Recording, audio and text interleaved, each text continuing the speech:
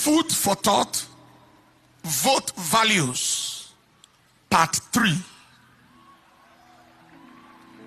Now someone may ask, why food for thought? The reality is, we are gradually getting overwhelmed with the plague of thoughtlessness in our nation, in our generation. One of our close staff observed the other day that things we should think about in this nation are quickly turned into jokes, jesting.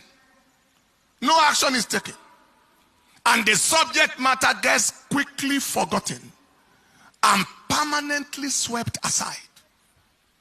On the other hand, things that deserve no thought at all, that should be considered as frivolous and mischievous jokes from at times people of questionable sanity, are turned into subjects of discussion and distraction from core objectives at hand. Serious things are treated as jokes, and jokes are treated as serious things. It is the plague of thoughtlessness and disfocus that has bedeviled our land for a long time. But the fact is, there is a link between thought and result. Thought determines result. Quality of thought determines quality of result. If we must have quality results, we must think qualitative thoughts. The reason why we have not experienced much of qualitative results as a nation is because we have not embraced qualitative thinking as a people. Our mentality determines our destiny. Our mindset determines our outcome. If we don't think, we sink. Until we activate our brain, we do not actualize our gains. To change our season, we must change how we reason. Something to think seriously about today is the level of disvalue, disregard, and disrespect the political class have for the people of Nigeria. We have to think about it.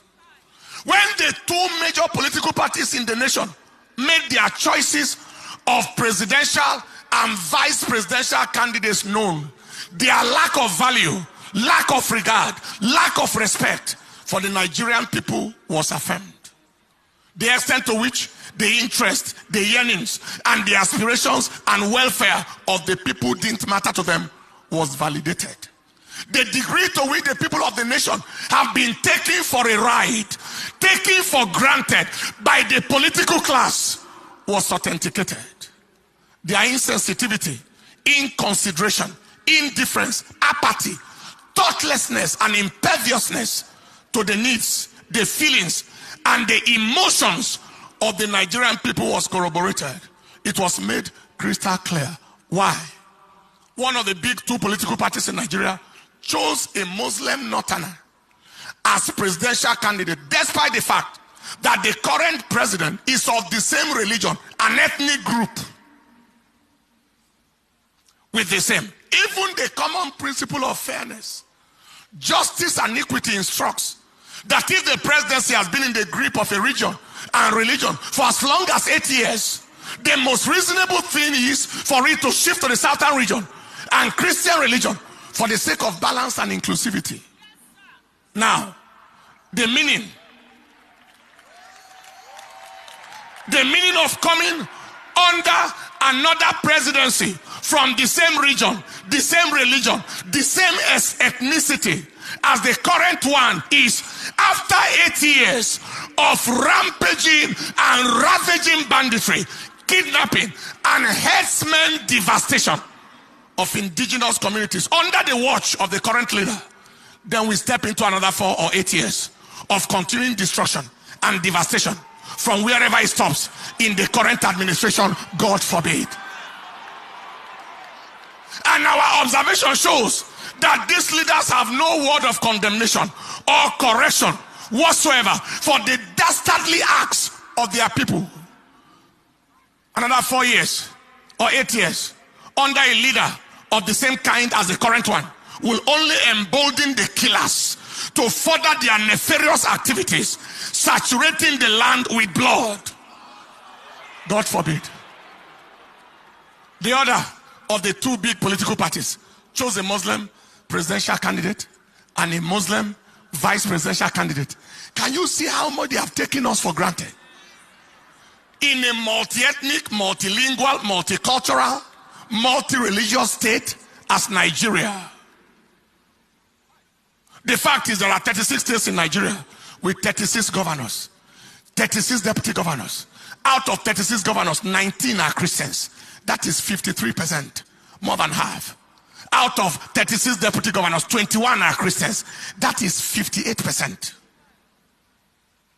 Beyond that, of the 6 geopolitical regions in Nigeria, there is an extremely massive Christian population in the South-South, Southeast, Southwest, North Central. That is already 4/6. Even in the Northeast, in Taraba, Adamawa, Gombe, etc., Christians are found in their numbers. Even in the Northwest, in Southern Kaduna, in Kebbi, etc. These facts do not in any way speak of Christianity as a minority religion in this nation. Not at all. In fact, Christianity is far, very far from being a minority religion in Nigeria. People will actually be shocked when a true and realistic census is done in this nation. Yet, Christianity is despised to the point where not one person could be found to be the running mate to a Muslim presidential candidate, despite such a very massive Christian population in Nigeria. Yet, Christianity has been the victim of relentless attacks on churches and communities. We have witnessed, especially in this administration, highly lopsided, nepotistic, ethnocentric, religiocentric appointments in all realms.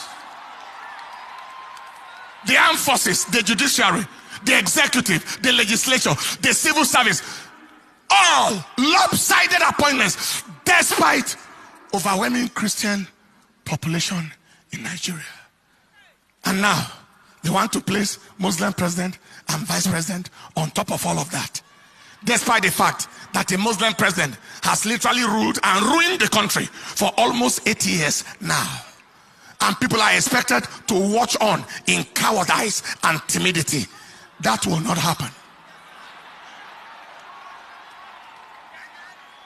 The conclusion is the two big political parties, as well as the leaders of our land, have shown us no value, no respect, no regard for the people of the nation. They are solely driven by personal interests and at times religious and ethnic interests. We are therefore left with no option than to totally reject the action of the two political parties